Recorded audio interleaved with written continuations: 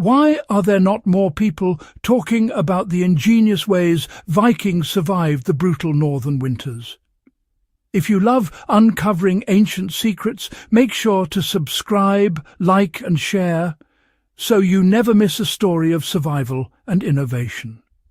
When we picture the Vikings, we see rugged warriors, but their true strength lay in their engineering.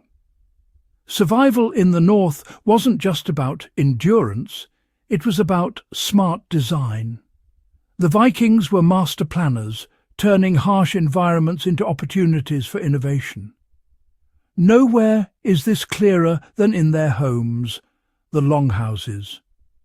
These weren't just shelters, they were carefully engineered to withstand brutal winters. Every element, from the roof's curve to the central hearth, was designed for maximum efficiency. The hearth was more than a fire. It was the engine of the home, a marvel of thermal dynamics. Without these innovations, Viking expansion would have been impossible.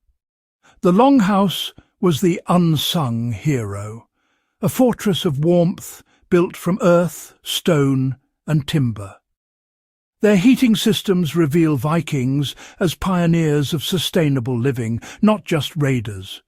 Their principle, conquer the cold with intelligence, not brute force. The longhouse was the heart of Viking life, a single vast room where everything happened. Its ship-like roof and thick walls insulated against the cold, but the true centerpiece was the langeld, the long hearth. This central fire pit was the home's beating heart, providing heat, light, and a place to cook. Benches lined the walls, creating a communal space where stories were shared and bonds were forged. Unlike modern fireplaces, the open central hearth radiated heat in all directions, maximizing efficiency.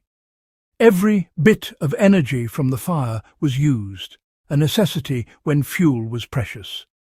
The hearth was kitchen, furnace and lamp all in one, with different heat zones for different tasks. This dynamic system was managed daily, adapting to the needs of the household. The hearth wasn't just a feature, it was the reason the longhouse worked. Our knowledge of Viking heating comes from the earth itself.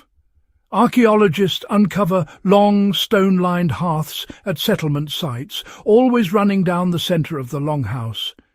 These stones, cracked and discoloured by heat, tell of fires that burned for generations.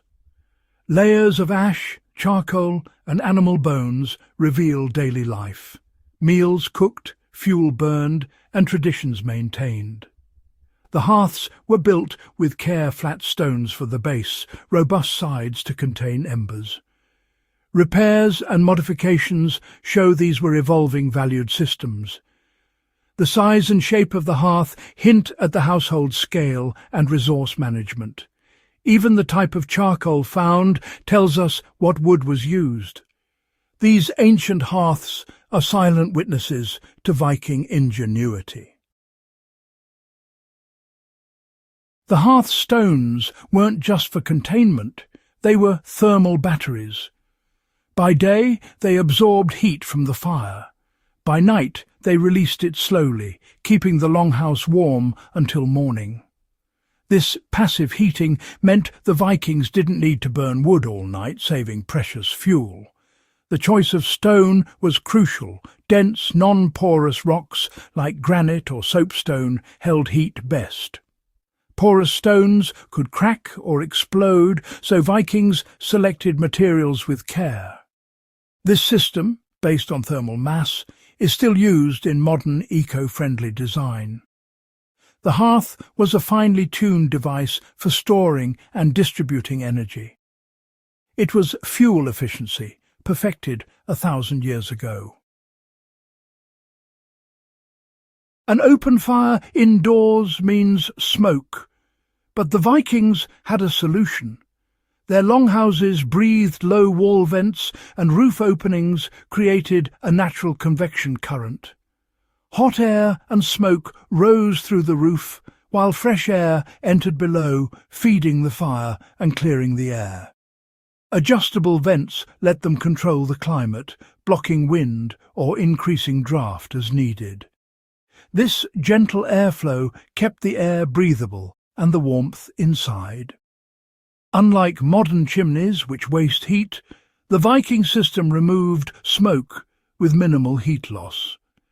The benches along the walls kept people below the smoke layer in the warmest part of the room.